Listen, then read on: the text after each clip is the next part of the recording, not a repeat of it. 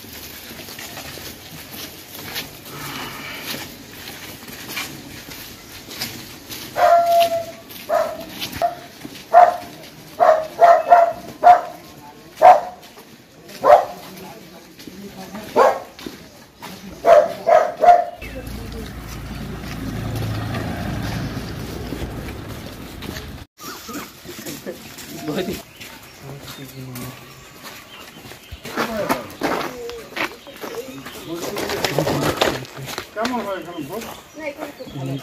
কোনো সমস্যা কোনো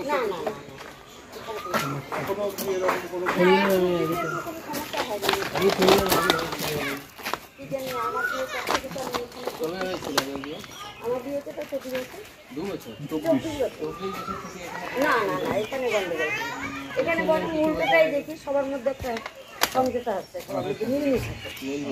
সবাই একসাথে সব পার্টির লোক বসে।